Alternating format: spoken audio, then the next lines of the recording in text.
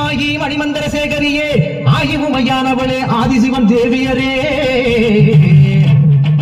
சமைத்தாய் சமயபுரம் சாதித்தாய் கண்ணபுரம் அந்த கண்ணபுரத்து எல்லையை விட்டு என்னம்மா நீ கடுக வர வேணுமடி